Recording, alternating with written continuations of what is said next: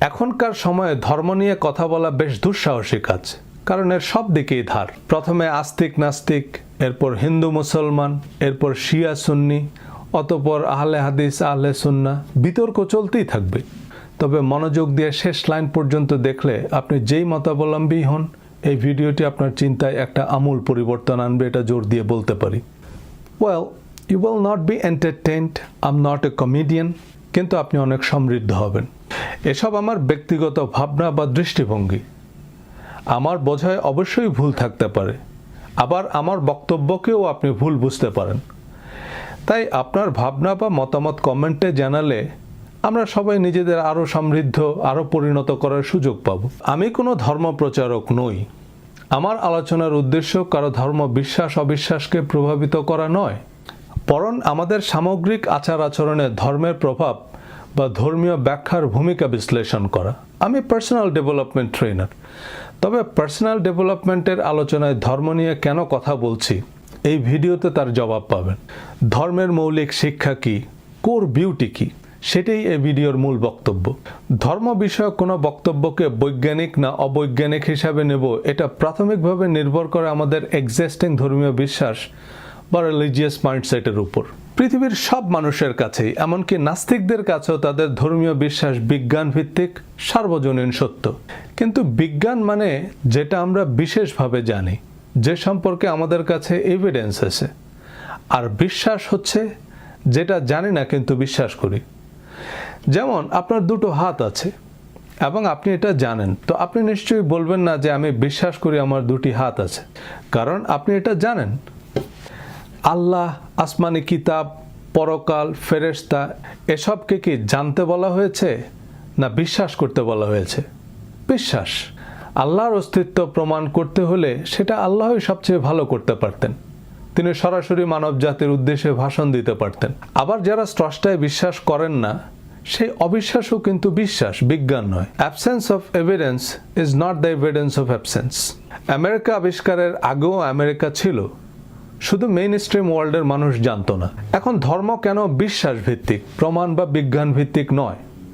কারণ faith is a stronger than fact, myth is a stronger than history, imagination is better than knowledge. সকল দেশের রানী সেজে আমার জন্মভূমি। We know that this is not fact. এটা আমার বিশ্বাস, আমার ভালো লাগা, ভালোবাসা, ইটস ফেইথ। এই দেশের প্রতি এই নিঃশর্ত ভালোবাসার টানেই মানুষ জীবন বিলিয়ে দেয়। এই যুক্তি, প্রমাণ, বিচার, বিশ্লেষণের ঊর্ধ্বে যে ভালোবাসা, তার চেয়ে শক্তিশালী আর কিছুই নাই। একই কারণে ধর্মকে যুক্তিতর্কের ঊর্ধ্বে রাখাই শ্রেয়। সবার ধর্মবিশ্বাসকে যথাযথ সম্মান প্রদর্শন করতে হবে। পৃথিবীর সব সভ্য দেশেই মানুষের ধর্মবিশ্বাসকে বিনা বিতর্কে সম্মান করা হয়, কারণ দিন শেষে লাকুম দিনুকুম ওয়ালিয়া দিন। নিউ ইয়র্কে নামাজের সময় মসজিদ এরিয়ায় ডাবল পার্ক করে আমরা নামাজ পড়ি, নো পার্কিং টিকিট। অন্য সময় ডাবল পার্ক করে চলে গেলে শুধু টিকিট না, আপনার গাড়ি টো করে নিয়ে যাবে। আপনি আরেকজনের ধর্মবিশ্বাসকে রেসপেক্ট করলে বিপরীতে নিজের ধর্মবিশ্বাসের জন্য সম্মান বয়ে আনবেন। বিপরীতটাও সত্যি। যাই হোক, ধর্মীয় সত্যতা নির্ণয়ের মাপকাঠি হিসাবে এখন বিজ্ঞান বেশ জনপ্রিয়। এই বিজ্ঞান বলতে আসলে কি বোঝায় এবং এসব তথাকথিত বৈজ্ঞানিক ব্যাখ্যা আসলে কতখানি প্রয়োজনীয় বা প্রাসঙ্গিক, তাই এই সিরিজের দ্বাদশ ভিডিওতে আলোচনা করেছি। আমি ধর্মীয় উগ্রবাদ নিয়ে ঢাকা বিশ্ববিদ্যালয়ে পিএইচডি গবেষণা শুরু করি, যদিও আমেরিকায় চলে আসায় গবেষণা আর শেষ করতে পারিনি। ধর্মীয় চরমপন্থা নিয়ে আমার একাধিক রিসার্চ আর্টিকেল প্রকাশিত হয়। আমার অবজারভেশন বলছে এসব যুক্তিতর্কের রসদ ধর্মীয় উগ্রবাদ ছড়ায়। প্রথমে কথা কাটাকাটি, তারপর গালাগালি, এরপর হাতাহাতি, কোপাকুপি, ব্যাস ময়দান গরম হয়ে গেল। আর কেউ একজন এসে বন্দুক ধরায় দিয়ে বলবে, আহা খালি হাতে কেন? হোলি আর্টিজানে যারা বাংলাদেশের ইতিহাসে সবচেয়ে ঘৃণ্য সন্ত্রাসী হামলা চালায়, এই হোলি আর্টিজানের ঘটনায় কি পরিমাণ ক্ষয়ক্ষতি হয়েছে, আলেম ওলামা, মাদ্রাসা শিক্ষার্থী, ধর্মকর্মে আগ্রহী সবাই কি পরিমাণ হয়রানির শিকার হয়েছেন ভাবতে পারেন? এই যে র্যাডিক্যাল ইসলাম বিরোধী বক্তব্য দিয়ে ট্রাম্প আমেরিকায় প্রেসিডেন্ট হয়েছে, মোদি দ্বিতীয়বারও নির্বাচিত হয়েছে, সারা পৃথিবীতে হেট ক্রাইম বাড়ছে। এসব হচ্ছে ধর্ম প্রচারের চরম পন্থার কাউন্টার ইফেক্ট। ইসলামের নামে যারা টুইন টাওয়ারে হামলা করে, তারা মুসলমানদের জন্য কত বড় সর্বনাশ ডেকে এনেছেন ভাবতে পারেন? টুইন টাওয়ারের নিহতদের প্রতি বছর শ্রদ্ধা আর ভালোবাসার সাথেই স্মরণ করা হয়, কিন্তু টুইন টাওয়ার হামলার কাউন্টার ইফেক্ট হিসাবে সারা দুনিয়ায় কত মিলিয়ন মুসলমান নির্বিচারে মরে। আমেরিকায় বসবাসরত মুসলমানরা কি অবর্ণনীয় পরিস্থিতির শিকার হয়। জনৈক ব্যক্তি রোজার বৈজ্ঞানিক ব্যাখ্যা দিলেন যে জাপানের বিজ্ঞানীরা উপোস থাকা বা অটোফেজি নিয়ে গবেষণা করেছেন। উপোস থাকলে পাকস্থলীর শক্তি বাড়ে, ক্যান্সারের ঝুঁকি কমে, ইত্যাদি ইত্যাদি। এসব ব্যাখ্যা ফেসবুকে ভাইরাল, কিন্তু এসব তো অটোফেজির ফজিলত, রোজার ফজিলত নয়। উপোস থাকা আর রোজা এক নয় স্যার। আমি সকাল 10টা থেকে রাত 10টা পর্যন্ত উপোস থাকলে আমার অটোফেজি হবে, রোজা কি হবে? বা রমজানের পরিবর্তে রবিউল আউয়াল মাসে রোজা রাখলে কি ফরজ আদায় হবে? তো শেষ পর্যন্ত আপনাকে আসল জায়গায় আসতে হবে। আমার গন্তব্য যখন নির্ধারিত যে ঢাকা থেকে চিটাগং যাব, তো সোজা রাস্তা ধরি। খামাখা দিল্লি, আগ্রা, কাঠমান্ডু ঘুরে যাওয়ার মানে কি? যাদের ধর্মবিশ্বাসে লিকেজ আছে, হাওয়া থাকে না, তাদের এসব অখাদ্য যুক্তির দরকার হয়। এসব আপনাকে তর্ক করার রসদ যোগাবে, ভালো বিতার্কিক বানাবে। যুক্তি ফুরিয়ে গেলেও গালিগালা, ছুরি চাপাতি ব্যবহার করে হলেও আপনি জিতবেন। ইসলাম ধর্মের একজন ছাত্র হিসাবে আমার মূল্যায়ন এই তর্কবাগেশরা হচ্ছে আউল বাউল লালনের দেশে মাইকেল জ্যাকসন। আমি ব্যক্তিগতভাবে অনেক বিজ্ঞ আলেম গবেষককে চিনি যারা সোশ্যাল মিডিয়ায় ভাইরাল হওয়ার কৌশল না জানার কারণে বা এসবে ব্যক্তিগত অনাগ্রহের কারণে টেলিভিশন, ফেসবুক, ইউটিউবে জনপ্রিয় না হলেও সত্যিকারের ধর্মীয় জ্ঞানে অত্যন্ত সমৃদ্ধ। কিন্তু তথাকথিত ধর্মবেত্তা এসব অ্যাটেনশন ইঞ্জিনিয়ারদের কারণে প্রকৃত আলেমদের খুঁজে পাওয়া এবং ধর্মের যে মূল সৌন্দর্য তা অনুধাবন করা হয় না। খোদ মার্কিন যুক্তরাষ্ট্রে, যেখানে most popular and best selling কবি আল্লামা জালালউদ্দিন রুমি, যেখানে পৃথিবীর ইতিহাসের সর্বকালের সেরা 100 বইয়ের তালিকায় আছে আল্লামা শেখ সাদির বোস্তা, সেখানে আমরা দল বেঁধে প্যারাডক্সিক্যাল সাজিদ পড়ি। ইমাম গাজ্জালি, ইবনে খালদুন, ইবনে রুশদ, এদের চিন্তা দর্শনে আমাদের পৌঁছায় না। আর কোরআন তো জাস্ট মুখস্থ করার জন্য।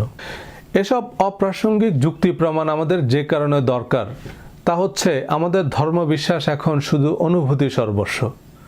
আমরা যারা ধর্মের আগে পিছে নাই, ফরজ, ওয়াজিব, সুন্নত, সিরাতের কোনো খবর নাই, তারাই অনুভূতির পাল তুলে বসে আছি। কেউ কিছু বললেই সেটা নিজ দায়িত্বে অনুভূতিতে লাগাতে হবে।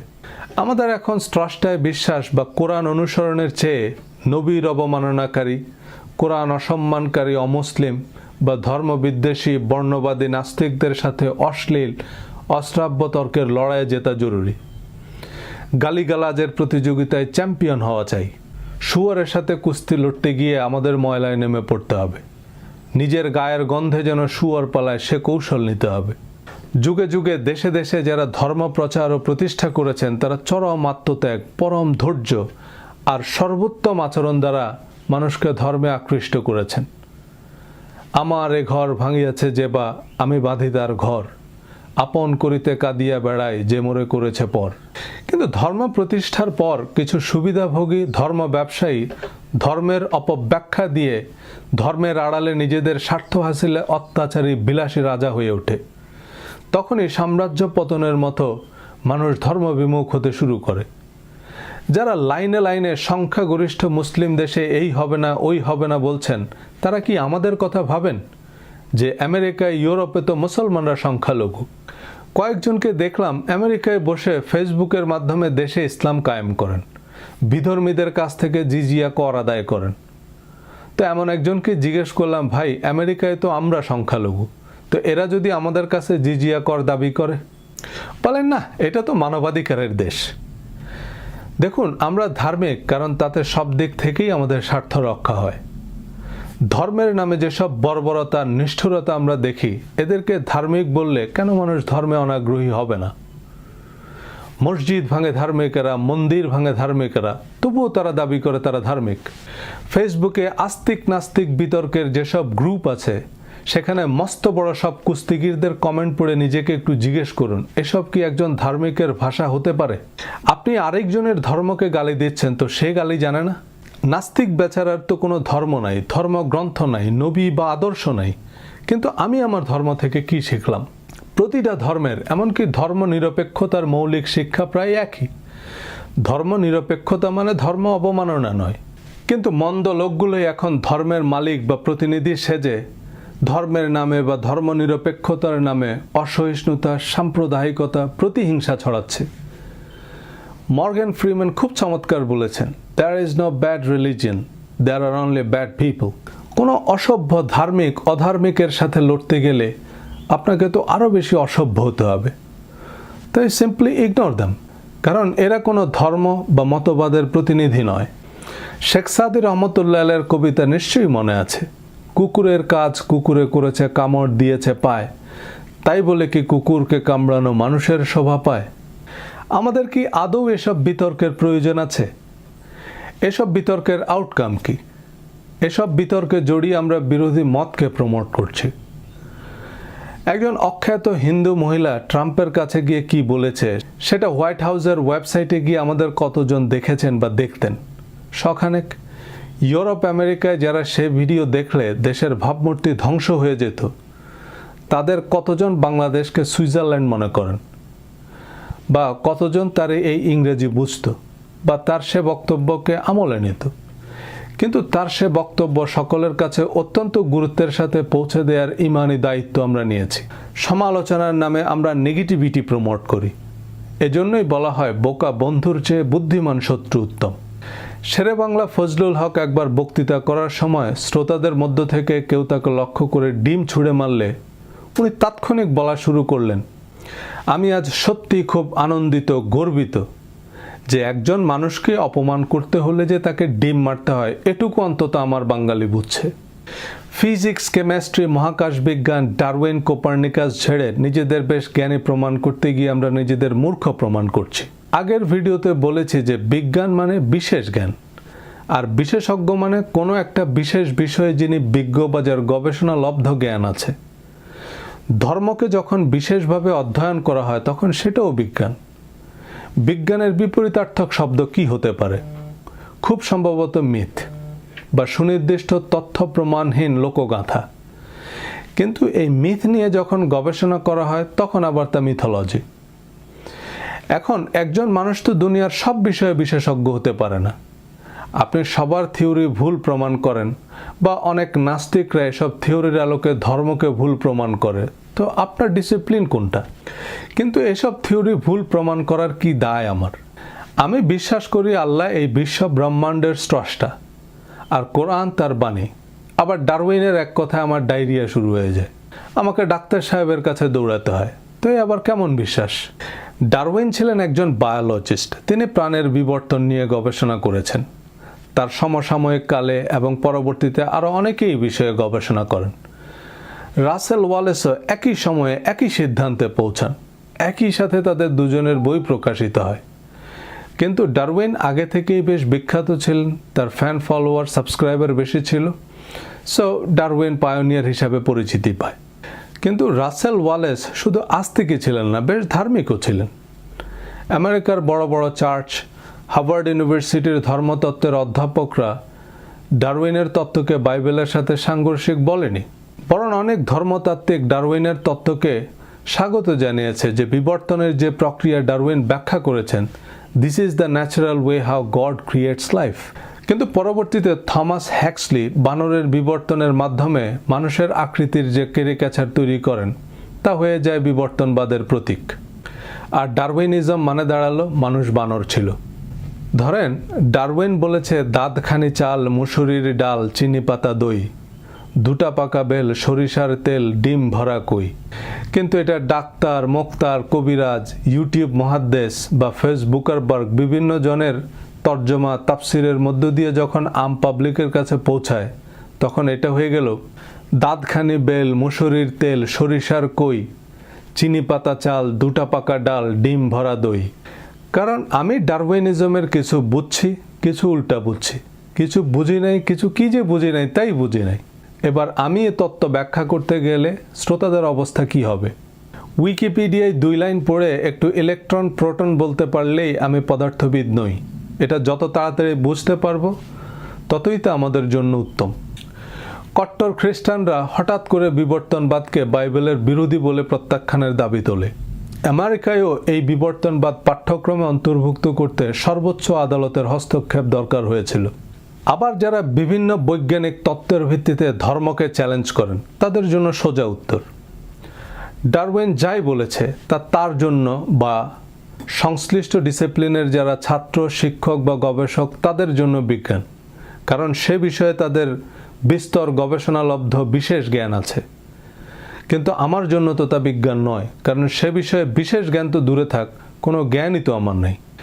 আচ্ছা, বহু চেষ্টা তদবির করে না হয় বিবর্তনবাদ বুঝলাম, তো কালকে আবার আরেক বিজ্ঞানী আবর্তনবাদের থিওরি দিবে, তা আমি মানুষ একজন কয়টা বুঝবো? এখন কোনো ব্যক্তিগত বিচার বিশ্লেষণ ছাড়া নাসা, হকিংস, ডারউইন, কোপার্নিকাসের নিঃশর্ত বিশ্বাস স্থাপন কি বৈজ্ঞানিক? আমাদের আম জনতার জন্য এসব বৈজ্ঞানিক তত্ত্বে বিশ্বাস বা অবিশ্বাস তো হাওয়ার উপরেই বিশ্বাস। আমরা এসব বড় বড় বিজ্ঞানীদের তত্ত্ব নির্দ্বিধায় বিশ্বাস করি, কারণ এখন বিজ্ঞানের পাল্লা ভারী, এদিকে হাওয়া বেশ জোরালো। মেডিকেল সায়েন্স তো নির্ভেজাল বিজ্ঞান, কিন্তু সে বিজ্ঞানের আমি কি বুঝি? আমরা যে ডাক্তার বা হসপিটালের নাম ডাক শুনি সেখানেই ছুটে যাই। ডাক্তার কি পরীক্ষা নিরীক্ষা করলো, কি ঔষধ দিল, কেন দিল, তার আমি কি বুঝবো? ডাক্তার বিষ প্রেসক্রাইব করলে তো আমি বিষ খেয়ে মারা যাব। সুতরাং ডাক্তারকে বিশ্বাস করা আমার জন্য জ্যোতিষীকে বিশ্বাস করার মতোই, কারণ আমি অন্ধ, আমার তো দিন রাত সবই সমান। বিজ্ঞান অজ্ঞান আমার কাছে একই। আশেপাশের 10 জন যদি বলে এটা ফুলবাগান, আমিও বলবো বাহ কি সুগন্ধ। কলম্বিয়া ইউনিভার্সিটির সামাজিক মনোবিজ্ঞানী সলোমন অ্যাশ মানুষের কোনো কিছু বিশ্বাস করার প্রক্রিয়া নিয়ে 1952 সালে তার বিখ্যাত কনফর্মিটি এক্সপেরিমেন্ট চালান। তিনি বেশ কিছু মানুষকে একটা হল রুমে আমন্ত্রণ জানালেন এবং একটা বোর্ডে লম্বালম্বি কয়েকটা রেখা আঁকলেন, যাতে 1 ও 3 নম্বর রেখা বেশ স্পষ্টতই সমান, বাকিগুলো পরিষ্কার বোঝা যাচ্ছিল অসমান। ইন্টারেস্টিং বিষয় হচ্ছে ওই হলরুমে বেশিরভাগ অতিথি ছিল মূলত পেইড অ্যাক্টর বা ট্রেন্ড ভলেন্টিয়ার।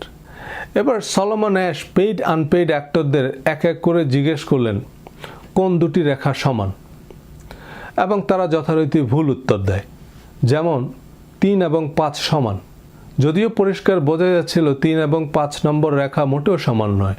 মজার ব্যাপার হচ্ছে হলে বাকি যে কজন নতুন অতিথি ছিলেন তারাও বেশ কনফিডেন্টলি ভুল উত্তর দেয়।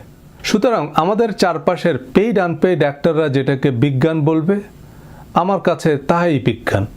দিন শেষে আমরা বেশিরভাগ কিছুই গণতান্ত্রিক প্রক্রিয়ায় বিশ্বাসই করছি। আমরা অনেকেই ভূতে বিশ্বাস করি না, তবে সেটা দিনের বেলায়। আপনাকে যদি অন্ধকার রাতে কবরস্থান বা শ্মশান এমন নির্জন স্থানে রেখে আসা হয়, তখন দেখবেন আপনার বেশ জোরসোরেই বিশ্বাস হয়।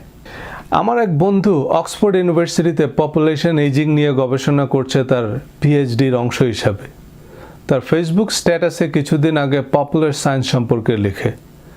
অক্সফোর্ড সহ পৃথিবীর বেশিরভাগ ইউনিভার্সিটিতেই পপুলার সায়েন্স এখন জনপ্রিয় হচ্ছে। পপুলার সায়েন্স হচ্ছে বিজ্ঞানের জটিল তত্ত্বগুলো সহজ সরল উদাহরণ দিয়ে সাধারণ মানুষের বোধগম্য করে উপস্থাপন করা। আইনস্টাইন, নিউটন, হকিংস, ডারউইন এসব সেলিব্রিটি সায়েন্টিস্টরা নিজেদের ডিসিপ্লিনের বাইরে পপুলার সায়েন্টিস্টও ছিলেন। তারা বিজ্ঞানের জটিল তত্ত্বগুলোকে সহজবোধ্য করে তা সাধারণ মানুষের কাছে পৌঁছাতে পেরেছেন। এই সহজ করাটা কিন্তু মোটেও সহজ নয়। রবীন্দ্রনাথকে একবার তার শিষ্যরা একটু সহজ করে লিখতে বললে কবিগুরু বললেন, সহজ কথা বলতে আমায় কহজে, সহজ কথা যায় না বলা সহজে। The most complicated skill is to be simple. পৃথিবীর সব বিশ্ববিদ্যালয়ে ধর্ম বিষয়ে একাধিক বিভাগ আছে, ধর্ম নিয়ে বিশেষায়িত বিশ্ববিদ্যালয়ও আছে। সেখানে বিশেষজ্ঞ অধ্যাপক আছেন, ডক্টরাল, পোস্ট ডক্টরাল গবেষক আছেন। মঙ্গল গ্রহ নিয়ে যারা গবেষণা করেন শুধু তারাই বিজ্ঞানী নয়, যারা ধর্ম নিয়ে গবেষণা করেন তারাও বিজ্ঞানী।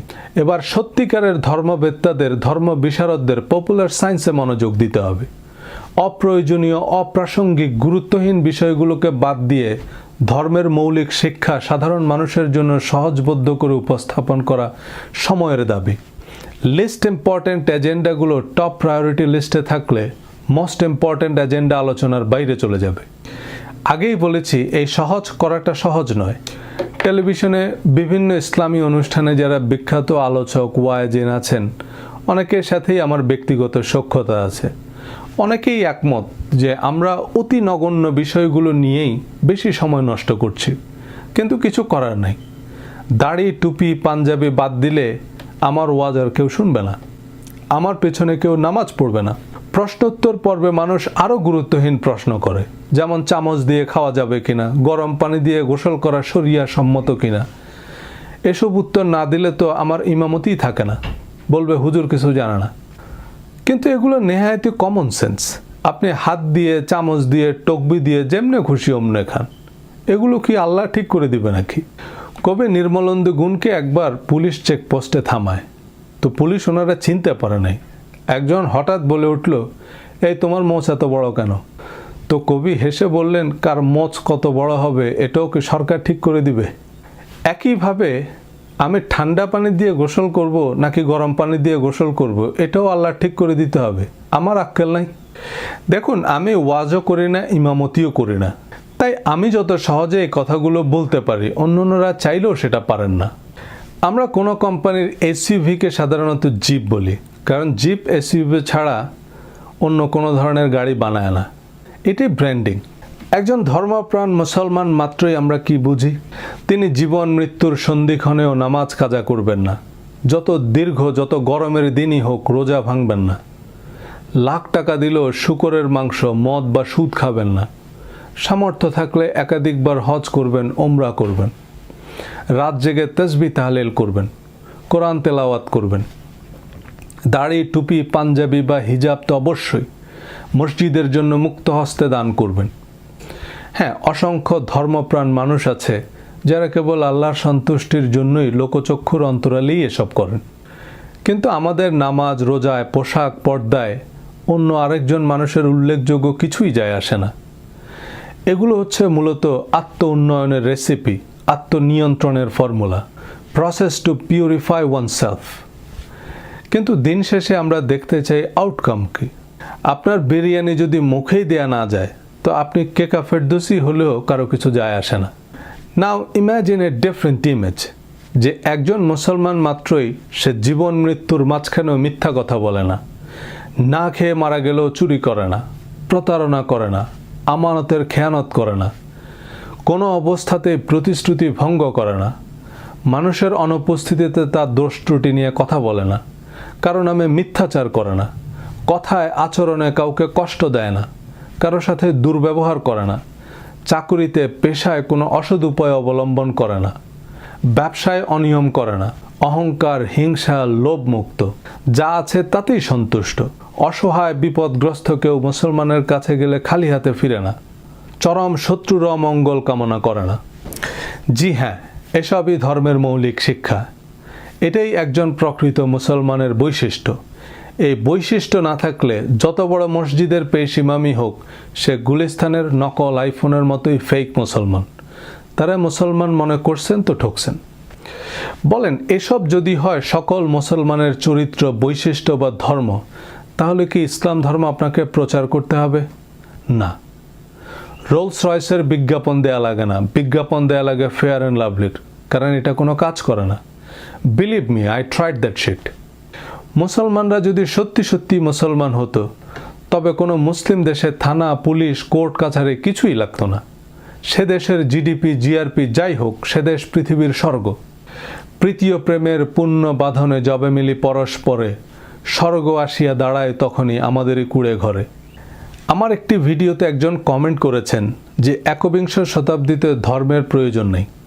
With all due respect, I beg to differ. ধর্মের চেয়ে শক্তিশালী আর কি আছে? রোজায় একজন মুসলমান ক্ষুধা তৃষ্ণায় কাহিল, তবু একটু খাবার বা পানি খাচ্ছে না, যে কেউ না দেখলেও আল্লাহ দেখছেন। স্বর্গের আশায় মানুষ আত্মঘাতী হামলা চালায়, নিজে মরছে, নিরীহ নিরপরাধ মানুষ মরছে, নিজের পরিবার পরিজনদের আজীবনের জন্য অপরাধী বানিয়ে যাচ্ছে, কারণ কেউ না কেউ তাকে বোঝাতে পেরেছে যে এটাই ধর্ম, স্বর্গলাভের সহজ পথ। এবার এই মানুষটাকে যদি বোঝানো যায় যে তুমি মিথ্যা বললে, চুরি করলে, গীবত করলে, হিংসা দম্ভ প্রতারণা করলে, আর কেউ না জানলেও আল্লাহ তো জানবে, তুমি নিশ্চিত নরকে যাবে। তাকে যদি বুঝিয়ে দেয়া যায় যে ধূসর মরুর ঊষর বুকে বিরাট যদি শহর গড়, একটি জীবন রক্ষা করা তার চেয়ে অনেক বড়। সব ধর্মাবলম্বীদের বেলায় এই কথাগুলো প্রযোজ্য। আমি অন্য ধর্ম সম্পর্কে এক্স্যাক্টলি জানি না বলেই ইসলাম ধর্মের উদাহরণ দিচ্ছি। এভাবেই ধর্মের সঠিক করণীয় বর্জনীয় বিষয়গুলো একজন মানুষের মধ্যে ইনস্টল করে দিতে পারলে সে মানুষটা তো কোহিনূরের চেয়েও দামি। কোনো পুলিশ গোয়েন্দা সিসি ক্যামেরা ছাড়াই সে ভালো কাজ করে, কেউ না দেখলেও সে মন্দ কাজ করে না, কারণ স্রষ্টা তো দেখছেন। আমেরিকাকে বলা হয় ল্যান্ড অফ ল। এখানে খুব ভালো ভালো আইন আছে এ কারণে নয়, বরং এখানে মানুষ আইন মেনে চলে। এই আইন মেনে চলাই সবাই অভ্যস্ত। এটা সবসময় বন্দুকের ভয় নয়, বরং ওই যে সলোমন অ্যাশের কনফর্মিটি থিওরি, সবাই আইন মেনে চলে তাই আমিও মানি, আবার কেউ মানে না তো আমিও মানি না। বিভিন্নভাবে নাগরিক সচেতনতা তৈরি করা হয়, আইন মেনে চলায় উদ্বুদ্ধ করা হয়। তাতে প্রায় 90% মানুষ আইনের প্রতি শ্রদ্ধাশীল, বাকি 10%-এর জন্য পর্যাপ্ত পুলিশি ব্যবস্থা আছে। কিন্তু 90% আমেরিকান যদি ডেসপারেট হয় যে আমরা আইন মানব না, তাহলে পুরো law and order system collapse করবে। সুতরাং কেউ যদি মনে করে ধর্মের আর প্রয়োজন নাই, তবে তিনি ধর্ম বলতে দাড়ি টুপি বা শাখা সিঁদুর বুঝেছেন, গরু বা উটের মুত খাওয়াকে বুঝেছেন। এবং এ দায় আমাদের ধর্মগুরুদের উপরেই বর্তায়। আমাদের নামাজ রোজায় যদি আমাদের আচরণে অভ্যাসে কোনো উন্নতি না আসে, তবে নামাজ রোজার কোনো মূল্যই আল্লাহর কাছে নাই। নিশ্চয়ই নামাজ মানুষকে অশ্লীল ও মন্দ কাজ থেকে ফিরায় রাখে। সুতরাং যার নামাজ তাকে অশ্লীল ও মন্দ কাজ থেকে ফিরাতে পারে না, তার নামাজ নামাজই না। আমি বেশ কনজারভেটিভ মাদ্রাসায় পড়েছি, যেখানে নামাজ না পড়লে বা টেলিভিশন দেখলে পিটিয়ে অজ্ঞান করে ফেলত। মায়ের হাত থেকে বাঁচার জন্য আমরা অবশ্যই মিথ্যা বলতাম, কিন্তু দোষী সাব্যস্ত হওয়ার পর শাস্তি পেতাম নামাজ না পড়ার জন্য, মিথ্যা বলার জন্য নয়। তো আমি কি শিখলাম? টেলিভিশন দেখা গুনাহ, কিন্তু মিথ্যা বলা কোনো গুনাহের কাজ না। বিল ক্লিন্টনকে ইমপিচমেন্টের মুখোমুখি করা হয় মিথ্যা বলার জন্য, মনিকার সাথে সেক্সুয়াল রিলেশনের জন্য নয়। আমি 1997 সালে মাদ্রাসা বোর্ডের অধীনে মেট্রিক সমমানের দাখিল পরীক্ষায় অংশ নিই।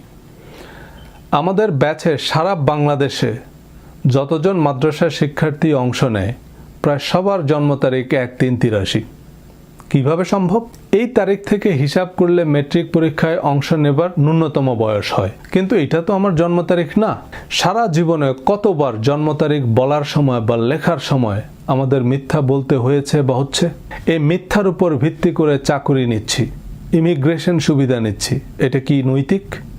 এই মিথ্যা জন্ম তারিখ দেয়া পাসপোর্ট নিয়ে হজে যাচ্ছি। এত বড় বড় মাদ্রাসার এত বড় বড় আলেমদের মাথায় এটা আসেনি। যে মুসলমান প্রাণ বাঁচাতেও জয় শ্রীরাম বলবে না, সে মুসলমান অবলীলায় মিথ্যা কথা বলে। রেজিস্ট্রেশনের সময় অনেকের নাম পরিবর্তন করে দেয় অনেক মাদ্রাসা কর্তৃপক্ষ। আমার সজল নাম নাকি হিন্দু নাম, নামের আবার হিন্দু মুসলমান কি? আবদুল্লাহ, আমেনা, হালিমা, খাদিজা, আবু বকর, ওমর, ওসমান, আলী রাদিয়াল্লাহু তাআলা আনহু, ওনাদের এই নামগুলো তো ইসলাম গ্রহণের আগে থেকেই, এবং ইসলাম গ্রহণের পর কারোরই নাম পরিবর্তন হয়নি। সুতরাং বুঝলে বুঝপাতা, না বুঝলে তেজপাতা। আমি জানি এ মর্মে আপনি কয়েকটা হাদিসের স্ক্রিনশট দিতে পারবেন, কিন্তু ওই যে বললাম প্রায়োরিটি এবং পরিমিতি। খাবারে লবণ দিতে হবে, কিন্তু 1 কেজি মাংসে 3 কেজি লবণ দিলে তো খাবারটাই বরবাদ। আত্ম উন্নয়নের জন্য এখন সারা বিশ্বে মানুষ মেডিটেশন বা ধ্যান যোগে ল অফ অ্যাট্রাকশন চর্চা করে। এখানে খুব সেন্সিটিভ বিষয় হচ্ছে আপনি কি আউটকাম অ্যাট্রাক্ট করছেন, পজিটিভ না নেগেটিভ। নিজের মধ্যে যেরকম পরিবর্তন চাইবেন তাই পার্মানেন্ট হবে। এ কারণেই আগে ইতিবাচক পরিবর্তনের লক্ষ্যমাত্রা ঠিক করতে হবে, নইলে নেগেটিভটাই পার্মানেন্ট হবে। নামাজে দাঁড়ানোর উদ্দেশ্যই যদি হয় লোক দেখানো বা লোক ঠকানো, তবে ঠকবাজি তার চরিত্রে পার্মানেন্ট হবে। লম্বা দাড়ি টুপির পারপাস যদি হয় পকেট ভারী করা, তবে এই প্রতারণা বা ভণ্ডামি থেকে সে আর বেরোতে পারবে না। আলেম ওলামাদের প্রধান কাজ হওয়া উচিত এই আউটকাম কি হবে তার উপর জোর দেয়া। রমজানে কোন দোয়া পড়লে কত নেকি হাসিল হবে, এর চেয়ে জরুরি এটা বোঝা যে রোজাটা আসলে কেন রাখছি, এই সংযমের উদ্দেশ্য আসলে কি পরিবর্তন আনা। নবীজি নূরের তৈরি না মাটির তৈরি, রওজায় জীবিত না মৃত, এসব আল্লাহই ভালো জানেন। আমাদের তো এসব নিয়ে মাথা ঘামানোর কোনো দরকারই নেই। নবীর সিরাতের শিক্ষা নিতে হবে। কমান্ডো ইউনিফর্ম পরলেই সে কমান্ডো নয়, নবীর পোশাক পরলেই সে নবীর উম্মত নয়। কারণ একই পোশাক নবীর দুশমনরাও পরতেন। এই প্রায়োরিটি না বোঝার কারণে আমরা গুরুত্বহীন বিষয়কে গুরুত্ব দিচ্ছি। একজন হয়তো হুমহাম করে বলবেন, আল্লাহ কোরআনে ৮২ বার নামাজের কথা বলেছে, দাড়ির কথা কোরআনে নাই কিন্তু হাদিসে আছে, বুখারীতে নাই তো বাইহাকিতে আছে, ফাজায়েলে আমলে আছে, ইত্যাদি ইত্যাদি। হ্যাঁ ভাই, কিন্তু কোরআনে আরও ৬,০০০-এরও বেশি আয়াত আছে। অন্ধকে হাতি দেখানোর মতো সবাই যার যার সুবিধা মতো কোরআনের ২০-২৫টা আয়াত, গোটা ৫০ হাদিস আর কিছু গল্প স্বল্প নিয়ে দোকান খুলে বসেছে। এই দোকানদাররা কেউ আপনাকে হাতির লেজ ধরিয়ে দিয়ে বলবে, এই দেখেন হাতি হচ্ছে গিয়ে সাপের মতো। কেউ কান ধরিয়ে দিয়ে বলবে হাতি হচ্ছে আসলে কুলার মতো। আরেকজন বলবে, ধুর এই দেখেন হাতি হচ্ছে গাছের মতো, এই বলে আপনাকে হাতির পা ধরিয়ে দিবে। কয়েকজন নাস্তিককেও দেখেছি তাদের খদ্দেরের চাহিদা অনুযায়ী শখানেক আয়াত বা হাদিস জোগাড় করেছে, সেগুলোকে নিজেদের মতো পরিবেশন করছে। তারাও এখন ডক্টর নায়েকের মতো সূরা নিসার অত নম্বর আয়াত, আবু দাউদ শরীফের অত নম্বর হাদিস এভাবে রেফারেন্স দিয়ে দিয়ে কথা বলে নিজেদের ম্যাকবুক প্রো প্রমাণ করতে চায়। সবাই নিজ নিজ দোকানে ভিড় বাড়ানোর চেষ্টায় আছে, আর দোকানে দান বাক্স তো আছেই। মানুষের দানের টাকায় প্রাসাদোপম মসজিদ মন্দির তৈরি হয়, তাতে মানুষের অধিকারই উপেক্ষিত। স্বর্ণখচিত শ্বেত পাথরের মসজিদ বানাই আল্লাহকে খুশি করতে? আল্লাহ কি আমাদের এই স্বর্ণ আর শ্বেত পাথরের কাঙ্গাল? বড় কোনো স্কলারকে জিজ্ঞেস করবেন মসজিদের আসল পারপাস কি। গুলশান অ্যাভিনিউতে ১,০০০ কোটি টাকার প্রপার্টিতে একটা মসজিদ কি শুধুই শুক্রবারে ২ রাকাত নামাজ পড়ার জন্য? না। মসজিদে অসহায় মুসাফির যার হোটেলে থাকার সামর্থ্য নাই, সে রাতে ঘুমাবে। মসজিদে মানুষ দান করে, সে দানের টাকায় অভুক্ত মানুষ খাবে। মসজিদের টয়লেট সবার জন্য উন্মুক্ত থাকবে। নামাজের সময়ের বাইরে মসজিদ হবে কমিউনিটি সেন্টার, বয়স্ক শিক্ষা, শিশু শিক্ষা, টিকাদান কেন্দ্র, পাবলিক লাইব্রেরি। এক কথায় যত রকম ভালো কাজে এর ব্যবহার করা যায়। অথচ মসজিদে বড় করে লেখা থাকে মসজিদের দুনিয়াবি কথা বলা হারাম। নামাজের পর মসজিদের তালা লাগিয়ে মসজিদের পবিত্রতা রক্ষা করা হয়। কাজী নজরুল ইসলাম ৭ দিন না খাওয়া এক বুখারীকে নিয়ে কবিতা লিখেছেন, যাকে মসজিদ মন্দির থেকে খাবার না দিয়ে তাড়িয়ে দেয়া হয়, কারণ সে নামাজ পড়ে না, পূজা করে না, আল্লাহকে ডাকে না। কবির বর্ণনায় বুখারী ফিরিয়া চলে, চলিতে চলিতে বলে, ৮০টা বছর কেটে গেল আমি ডাকিনি তোমায় কভু, আমার ক্ষুধার অন্নতা বলে বন্ধ করনি প্রভু। তব মসজিদ মন্দিরে প্রভু নাই মানুষের দাবি, মোল্লা পুরুত লাগায়েছে তার সকল দুয়ারে চাবি। আল্লাহর ঘর, আল্লাহর সৃষ্টি সবার জন্যই উন্মুক্ত থাকবে। কিন্তু আমেরিকায়ও দেখছি হানাফি, সালাফি, আহলে হাদিস, লামাজহাবি সবার আলাদা আলাদা মসজিদ। হানাফি মসজিদে সালাফিদের প্রবেশ নিষেধ। কবিতায় বলেছেন, খোদার ঘরে কে কপাট লাগায়, কে দেয় সেখানে তালা, সব দ্বার এর খোলা রবে, চালা হাতুড়ি শাবল চালা। মানুষের যেমন মানুষ হতে হয়, মুসলমানকেও তেমন মুসলমান হতে হয়। নবীজি শিখিয়েছেন কিভাবে সত্যিকারের মুসলমান হতে হয়, অনন্য মানুষ হতে হয়। পরচর্চা, পরনিন্দা, মিথ্যাচার তো সাম অফ দ্য ওয়ার্স্ট ক্রাইম। নবীজি বলেছেন ৩ জন মানুষ এক জায়গায় থাকলে ২ জন ফিসফিস করে কোনো কথা বলবে না, কারণ তাতে ৩য় জন বিব্রত হয়। নবীজিকে এক সাহাবী জিজ্ঞেস করলেন, মুসলমানদের মধ্যে শ্রেষ্ঠ মুসলমান কে? নবীজি বললেন, যে মানুষের সাথে সর্বোত্তম আচরণ করে। মানুষের সাথে সর্বোত্তম আচরণ করাই স্রষ্টার সাথে সর্বোত্তম আচরণ। আমাদের নবী বলেছেন, হাসরের দিন বলিবেন খোদা, হে আদম সন্তান, আমি চেয়েছিনু ক্ষুধায় অন্ন তুমি করোনায় দান। মানুষ বলিবে, তুমি জগতের প্রভু, আমরা কেমনে খাওয়াবো তোমারে, সে কাজ কি হয় কভু? বলিবেন খোদা, ক্ষুদিত বান্দা গিয়েছিল তবদারে, মোর কাছে তুমি ফিরে পেতে তাহা যদি খাওয়াইতে তারে। দেখুন, শুধু নামাজ, রোজা, তাওয়াফ, তেলাওয়াতের জন্য তো মানুষকে দুনিয়াতে পাঠানোর কোনো দরকার ছিল না। দুনিয়া আখেরাতের আদর্শ পরীক্ষাগার, কারণ এখানে আমাদের ১০০ রকমের দুশ্চিন্তা, অনিশ্চয়তা, অভাব, অনটন, রোগ, শোক, ব্যবসা বাণিজ্য, দেশ, জাতি, কত রকমের স্বার্থের দ্বন্দ্ব। এসবের ভিতর দিয়ে আমরা কতখানি ধর্মের প্রকৃত আদর্শে অটল থাকি, সেটাই আমাদের পরীক্ষা। যে মানুষ শতভাগ ধর্মীয় মূল্যবোধে শক্তিমান, আখেরাতের কথা বাদ দিলাম, সে মানুষ দুনিয়াতেই অবিসংবাদিত, অনুকরণীয় আদর্শ। Thank you for your time.